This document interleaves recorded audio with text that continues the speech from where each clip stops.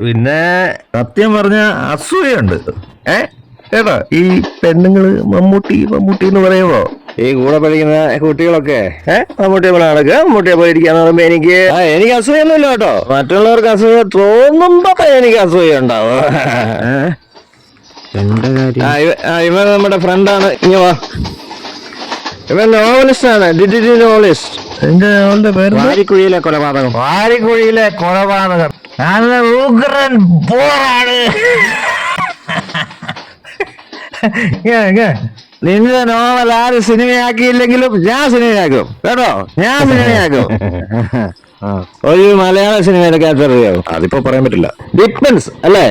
ഞാൻ 10 ലക്ഷം രൂപ അല്ലേ ഞാൻ ഈ ഫീൽഡ് ഇറങ്ങാൻ വേണ്ടി പ്ലാൻ ചെയ്തിട്ടുണ്ട്. ഇപ്പൊ അല്ല, എന്റെ എസ്റ്റേറ്റൊക്കെ വിറ്റിട്ട് ഞാനൊന്ന് ചെറുതായിരിക്കുമ്പോ അവിടെ ഷൂട്ടിംഗ് നടന്നിട്ടുണ്ട്. നസീർ ഷീലയൊക്കെ ഒരു ദിവസം അങ്ങോട്ട് വരാത്തെന്ത്? നല്ല ലൊക്കേഷൻ, നല്ല ബ്യൂട്ടിഫുൾ ആയിരിക്കും. വെടി ഇറച്ചി കിട്ടും. പുലി ഇറച്ചി തിന്നിട്ടുണ്ടാ?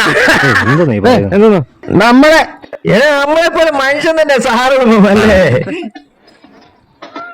എന്താ പേപ്പറിൽ വാങ്ങിയ കേട്ടാ, എളുപ്പം ചീത്തയായി പോവും. എനിക്ക് ആളുന്നുണ്ടായിരുന്നു. ഇതൊന്ന് ടൈം പീസ്. കൈ കഴുകുന്ന സാധനം വലുതായിരിക്കുന്നത് ചെറുതായിരിക്കുന്നത്. HMD ക്യാമറ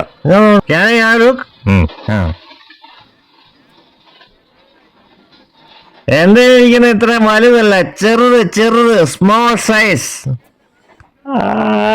സിനിമയെക്കാളുപോലെ തന്നെ. ഉറങ്ങാറായില്ലേ?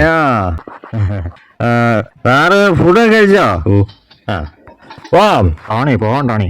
ഞാൻ ഡിസ്റ്റൻസ് ആയോ? ഇല്ലില്ല, ഡിസ്റ്റൻസ് ആയില്ലല്ലോ. ഡിസ്റ്റൻസ് ആണോ?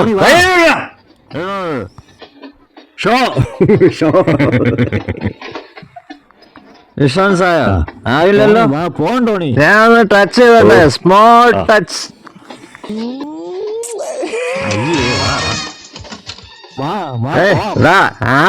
ആളുകൾ നമ്മൾ ഡീൽ ചെയ്തേണ്ട.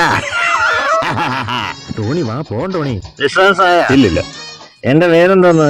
ടോണി കുരിശിങ്കൽ. മമ്മൂട്ടി എനിക്കറിയാം.